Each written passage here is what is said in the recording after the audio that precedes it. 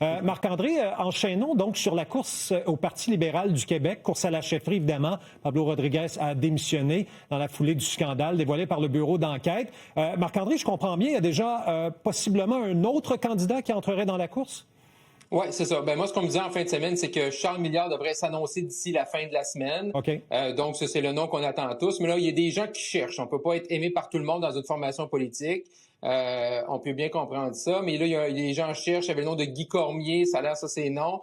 Mais Yves Desjardins-Siciliano, qui était l'ancien PDG de Via Rail, également ancien là, du côté de Siemens Mobilité ici au Canada, serait en réflexion. Il y a des gens ce matin qui m'ont dit qu'il y avait eu des appels, des discussions avec lui, que ça va être une réflexion sérieuse pour se présenter. Il doit faire quand même assez rapidement. La course commence dans les prochains jours, ça termine le 14 mars. Donc, il y a des gens qui s'activent là, au sein du Parti libéral du Québec pour contrer Charles Milliard, peut-être demander à M. Milliard de se tasser. Comment tout ça va s'orchestrer? Clairement, ça bouge là, au sein des libéraux. Là. Et Antoine, bon, il y a une autre nouvelle intéressante. Là. Il y aura une espèce de chien de garde qui va surveiller le déroulement de la course à la chefferie du PLQ.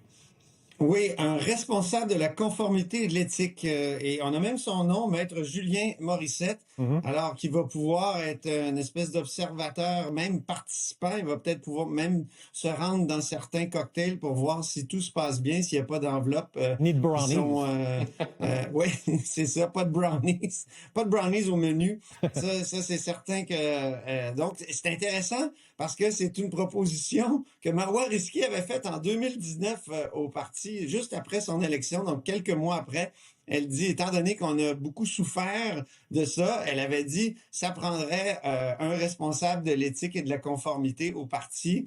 Un code d'éthique, comme il avait été adopté là, à l'ère Couillard, c'était pas suffisant.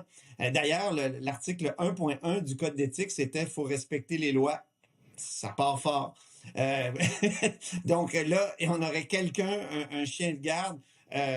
Donc, ça avait été refusé dans le temps en 2019. Là, on voit qu'après tout ce qui s'est passé, finalement, les gens semblent avoir écouté Marois Risky en quelques années plus tard. Je te laisse en 15 secondes le mot de la fin, Elsie. Bien, je pense que pour les libéraux, la question de l'éthique, c'est le gros talon d'Achille depuis près de 20 ans. C'est imprégné dans la mémoire des Québécois. Donc, tout ce qu'ils peuvent faire pour essayer de s'enlever ça, c'est positif. Mais, tu sais, 2019, Marois Risky. Donc, on est quoi? On est 7 ans plus tard, puis on parle encore des mêmes enjeux. C'est quand même malheureux. Merci beaucoup à vous trois. On se parle demain.